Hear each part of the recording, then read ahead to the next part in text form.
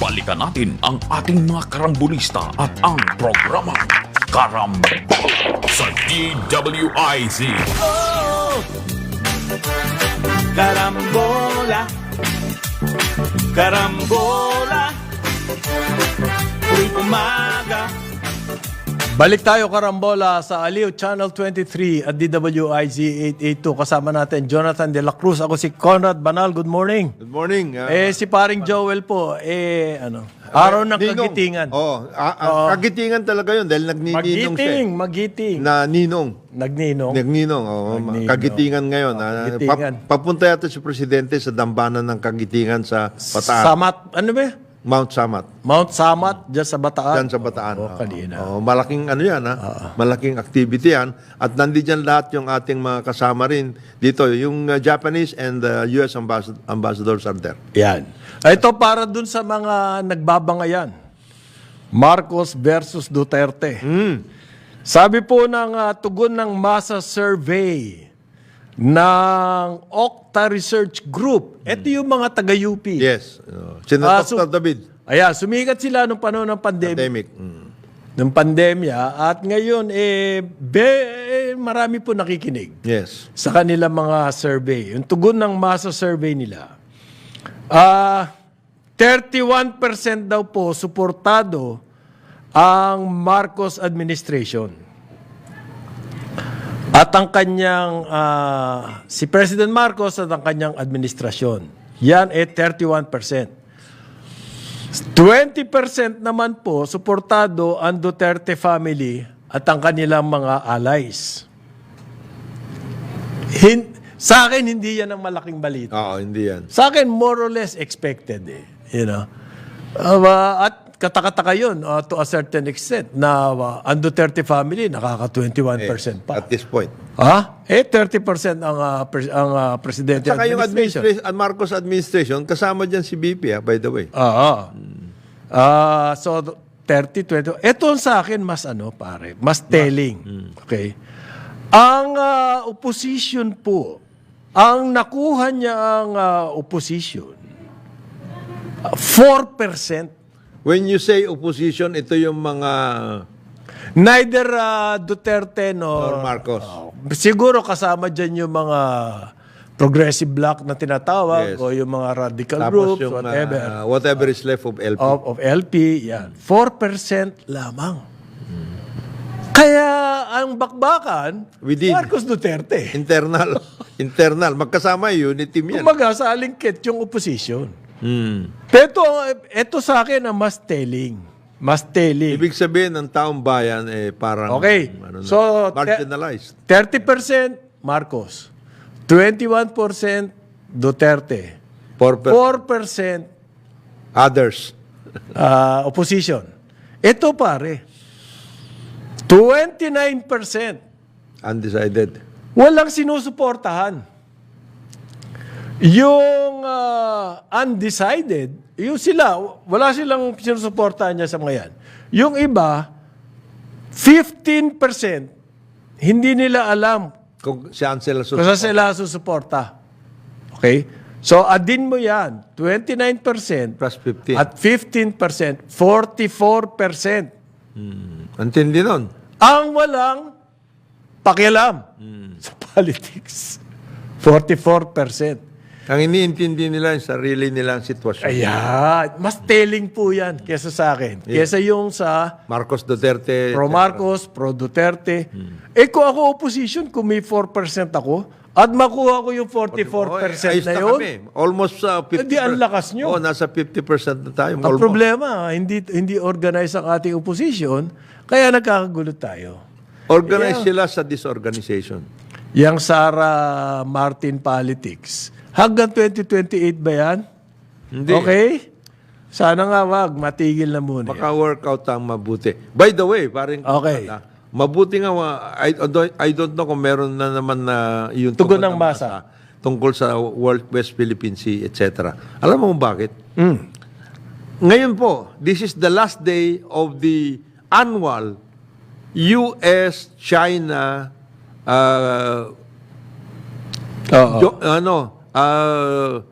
joint activity. Sila, meron silang annual na meeting. Okay. Yung mga defense ministers. Nandoon sila sa Hawaii ngayon. Ngayon. Nag-uusap sila. Oo. Kaya ito, kung yung mga sinasabi, oy, may nandyan na naka-uniforme na yung mga ganito.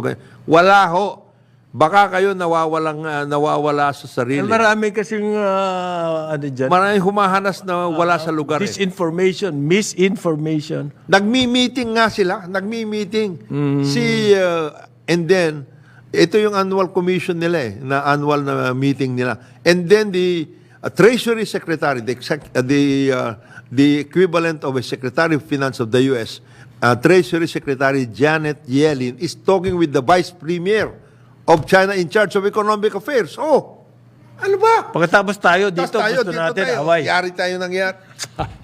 Hindi, kailangan kasi magsalita ang ating mga government officials tungkol dyan sa nangyayari sa West Philippine Sea o kalokohan yung West Philippine Sea, South China Sea. Para lumalim, maging pumasok sa consciousness ng Pilipino na malaking problema dyan. And therefore, justified na yung EDCA. Di ba? May problema pero hindi ganun ho kalalim. Sa tingin ko Hindi dapat araw-araw na kung nandyan- magsalita parang bukas figera na. Oh, nako. Kasi nga, doon sa survey ng Tugon ng Masa, kulelat yan sa issues ng Pilipino. Yun nga politics, kasasabi ko lang sa inyo. Oo. 44% walang pakialam. Wala silang pakialam. Nothing. Hindi mo maliwanag yun? Isama mo pa yung 7% na opposition. Oo. Di 51% na yun. Walang kinalaman dyan sa Marcos Duterte. wala na politika. Puro headline na hindi naman nakakatulong sa atin. Alak ng tokwa. Problema nga pagkain Kasasabi lang namin kanina, di ba? Yung sinasabi mo parang Problema kung pagkain. yung ba naman, gagastusin mo para magkaroon ka ng Arcobia Special Economic Zone, dinala mo sa Sablayan, Penal Colony, 10,000 hectares yun. Naku, ang daming pagkain nun, pare. 10,000 Kung hectares. inayos mo ba naman yun, doon ka na. Total, hindi ka naman At yan, depende sa kapital na ilalagay mo. hindi ka naman magbabayad. Oo. Hindi ka naman magbabayad ng lupa. Kasi ng lupa nga ng Penal Colony nga yun rice producing area yan. Pare, walang jackpot. Sinabi ko na sa'yo. Walang jackpot ang food production. Although, makakatulong ka sa maraming tao. Ang sabi po ng World Food Program, hindi na ngayon yan CSR or wala. what, pakita, palabas. Wala. It's your duty. Ano ba sa Tagalog yan, duty? Obligasyon mo. Obligasyon. Katungkulan mo yan. You have to do it. Duty yan. Kumbaga, toka mo magbantay. Hindi ka nagbantay. Ito po, masasabi ko. Ang mga pinakamalalaking mga conglomerates sa Thailand, Vietnam, agriculture-based. Yes. Yung CP. Yung CP, ito yung pinakamalaking conglomerate sa na Thailand. Agriculture-based yun. Umaraw, umulan, bumagyo, humangin, lumindol. Kakain po ang tao So, yung produkto, Mabibili talaga yan. sigurado mabibili. Mabibili yan. Ngayon, kung ang inaalala, walang jackpot. Pero naman, constant ang iyong kita, kahit maliit lang. Yung Vietnam, Walang tigil. Viet Foods, one of the big conglomerates in Vietnam. Ba't hindi sila mag-concentrate dyan? Nasa kanila na lahat, kapital. Network. Meron silang... Yun ang koneksyon, makakuha ng technology. Yung management expertise. Di ba? Pang-apat sa akin, pare. Regulatory capture. Government support. Hawak mo na yan. Kaya din nila yan. Bakit hindi pa? Bakit hindi pa natin, ba't hindi pa sila? Ito ho, gagawa kami ng paraan para yung Amerikana nyo magmumukhang para magsasaka kayo. Yan, para. Kasi mahilig kayo sa Amerikana Ay di yun, kayo. Ito ho, there are 6 big penal colonies in the country.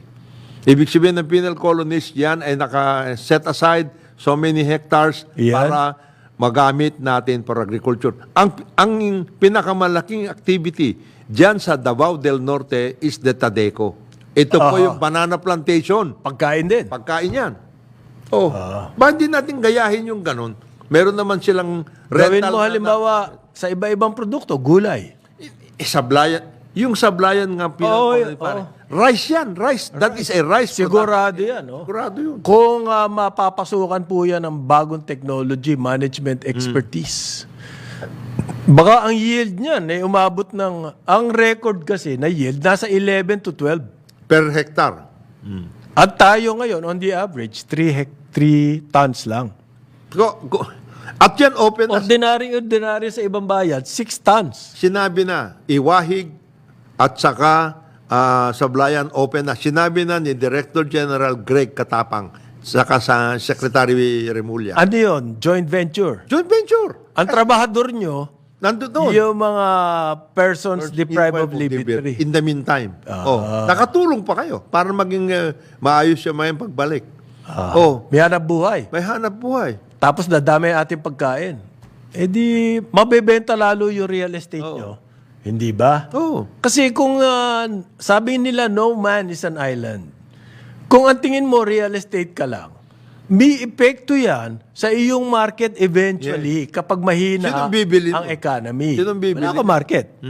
Sa ngayon nga, sinasabi, may glut na raw. Ang offices. Ang condo. Residences. Wala. Ayaw nila magpunta sa low cost kasi wala rin jackpot. Yung jackpot po ninyo ay Yung jackpot na yan. ang laki niyan. Darating at darating yan sigurado na.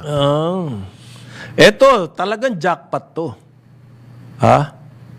Meron daw isang kumpanya dyan sa Cavite, warehouse, ni-raid dyan sa Dasmariñas, Cavite.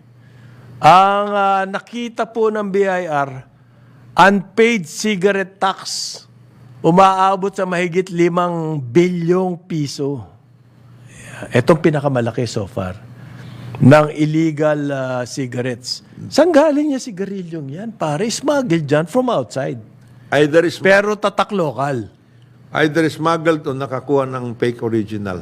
Ay! Na-stamp. Hindi ba nagkaroon na nga ng mga kaso Oh, fake fake original? original na stamp. Na-stamp. Doon galing yan sa printing Ay, Yan ang malaking racket dyan sa printing national, ano ba to? Kung NPO. Ano, ayan, NPO. Yan, yung mga ganyan. Mga fake original. Nagkaroon nga ng kaso dyan tapos nilalaglag pa ng mga ibang... Cases and cases of cigarettes. Ano pa? Meron pang, kumbaga, factory itong na-raid. May mga makinarya po, may mga tabako na raw. Naayos. Ibig sabihin, gumagawa talaga ng sigarilyo. Eto, tama ka. Nakakita rin doon ng fake original na revenue stamp. Yan, sigurado yun. Wow! Ang lakas ng loob nito, pare. Mahigit 5 bilyong pisong taxes unpaid. Okay? Malamang to kulong. Pero hindi po binulgar ng BIR yung pangalan nung kumpanya o nung may-ari. Pero malaking operation to. At hindi mo maitatago yan. Ganyan. Wow, 5 billion taxes unpaid. Ay, kulong yan, pare. Tingin ko lang, para sa akin, malamang niya kulong. Hindi kulong sa Forbes Park yan, ha? Baka kung saan nyo ikukulong yan. Ha? Grabe yun, pare. Gumawa ka ng production, factory, na unregistered. At saka meron kang fake original stamp. Ito yung tanong ko dyan, parang John. Paano nangyari? Gaano katagal na yan, factory na yan? At bakit ngayon lang natigil? Kung ganun po kalaki na yung kanilang unpaid taxes na mahigit 5 billion, hindi lang kahapon nagbukas yan. Hindi pwede. Hindi pwede. Hindi pwede yun. O nung isang buwan, hindi ka makakaipon ng ganung kalaking unpaid taxes, 5 billion. Nung isang taon, hindi rin. Matagal na po yan umaandar. Baka nga hindi lang 5 billion yan. Baka nakapaglabas na yan ng mga produkto. Ayun. Ngayon lang nila nakita yung 5 billion. Paano yan? Ha? Ito pa ang isang nakakatakot, yung sinasabi ni Binay, yung retirement visa raw. Senator. Si Senator Binay. Nancy. Nancy Binay pala, no? Si Senator Nancy Binay. Ang impormasyon daw niya, ang babata raw ng nabibigyan ng retiree visas dito sa atin at karamihan from China. Alam nyo, Ay! pero ito, parang Misteryoso, no? nagiging misnomer na rin yung retirement visa na para sa golden lang. Kasi may mga iba nagre-retire after Nang mabata pa. alam mo kung bakit? Ah. May mga iba accumulating so much wealth already, they go to other passions. For example, si Microsoft founder Bill Gates. 2 beses pumunta sa Maldives yan. Kasi Aha. gusto niyang magkaroon ng isang area na kung saan doon niya yung research. At the same time, ito naman si Bezos, yung may-ari ng Amazon, naman tungkol sa arts. Meron bata- mga ganon. May mga bata. Yan ba ang mga Chinese na sinasabi? Sinasabi niya. Ganun ba yun? Ito daw parang wholesale. Ayun. Yun ang mali. Yun ang mali. Yun ang dapat Yung isa, dalawa, panaka-naka. Maintindihan pa natin eh. Pero kung wholesale, ang sinasabi rito, marami na raw. At ini-issuehan pa raw ng mga local cards. ganito, So para complete racket na, pare. ang suggestion ko, kung ganyan rin lang pala at may mga pera yung mga yan, hindi retirement visa dapat. Investment na. Investor visa. Bigyan nyo sila ng investor's visa at checkin ninyo na mag-invest sila in the place na kailangan mag-invest. Ito po yung record eh. 30,000 Chinese retirees. Diba? Maintindihan ko yung sinasabi ni Parin Jonat kasi yun ang pangarap ko noon. Oo. Balang araw, 40 years old lang ako. Okay na. gusto ko, balang araw, bumalik na ako sa aking Passion. yung pangarap ko. Ang pangarap ko kasi noon, maging hagad eh. Yun. Gusto ko sana maging motorcycle cup eh. Sana noong 40 years Pwede old. pa eh. Pwede. Kahit ba metro traffic aid lang, pero nakamotor. Ayan. Gusto ko rin yan. Ganyan Kung karami. 30,000, Ay, iba di na na. yun pare. Hindi na yan tungkol sa pangarap. Iba nangangarap na dyan. Mahigit po sa 78,000 na raw ang mga foreign retirees na nakakuha dito sa atin ng visa. At ang 30,000 doon ay from China retirees. Ayan ang dapat tignan ng BID. Tapos meron silang mga authentic Philippine documents. Okay? Na pinakikita doon, sila ay holder ng retiree visas. Okay? Pinacheck po ni Senator. Pa-check natin yan. I think that the BID deserves to provide us with the necessary information. Otherwise, gaya ang sinasabi ni Meron ba report yung 78,000 na yun? Magkano na ang kanilang investment dito? dinala dito? Kasi meron Philippine Retirement Authority. Meron pong patakaran dyan eh. Meron. Na hindi ka basta-basta pwede Nakakakuha makakuha ng visa. niyan eh. You have to put in so much. Hindi ba nakakatakot yan? Dapat nga, Sinasabi mo nga di ba? dapat nga tignan natin eh. BID, ayan, you have to make a report. At saka Philippine Retirement Authority under the Department of Tourism yan. Okay. Kung retiree visa sila. Bakit, ano ba ang dahilan niyan? Bakit nagkaroon ng ganyang programa? Para mag-akit sana ng mga Investors. Yung gusto mag-retire. Kasi po, ganito. Doon sa bayan nila, hirap sila kapag sila'y tumatanda na. Maaring cultural, o family ties, hindi ganun kalakas. kalakas kamukha sa atin. Ang ginagawa nila, nag-i-import sila ng mga health providers, healthcare. providers from the Philippines.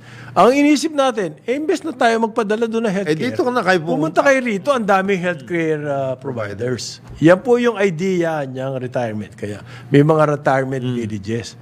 Ang problema, mukhang naaabuso, pare. Yan ang sinasabi ni... Tanggalin mo na yung mukha kung 30,000. na hindi man, na sinasabi nga ni Senator Nancy, Bakit naman? hindi naman ganyan ka. 30,000? Hindi naman. Kung 30,000 yan, ito na lang. Di buhay na sana yung mga retirement homes? Kung 30,000 yan at ang minimum na dapat dali mo dito ay $50,000, ang laki. Ang laki niyan. Ang laki niyan, pare. Totoo ka. Tama yung sinasabi mo. $50,000, halimbawa, yan ang minimum requirement. Ano sagot ng Philippine Retirement Authority? Wala pa. Wala pa. Sasagutin nila si Binay siguro. Oo. Bukas makalawa. Pero paano mo sasagutin yung 30,000 na Chinese? Yan siguro accumulated over the years. Si Bob Susobrado ngayon na nandiyan eh. He is the general manager Of of PRA. PRA. Bob, you are a tourism guy. You better take note of You it. better tour this. Okay. Ano mo yung listahan mo? 78,000 total. 30,000 doon. Chinese. Chinese. Kaya pala, Laki-laki. kaya pala sinasabi ni Secretary Alunan na ano na eh. Invaded na. Better na tayo. Okay. Okay. Alas 10 na umaga, babalik po ang Karambola bukas. Ngayon, happy birthday muna sa aming boss. Edgard Cabangon at saka ang kanyang kambal, Edward Cabangon. Sila po mga boss natin dito sa Aliw. ALC Group of Aliw Companies. Broadcasting and At Aliw ALC Group of Companies. Boss, Ilang taon na kaya si happy birthday. Ilang taon na si boss? Pero mukhang bata. Ay, nakita mo naman sa itsura pa lang eh.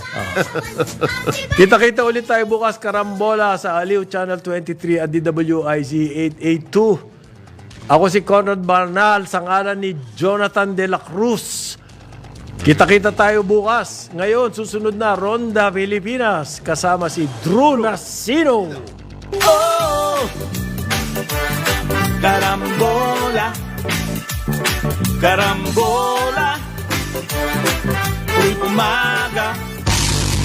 Sumainyo ang programang Karambola sa DWIZ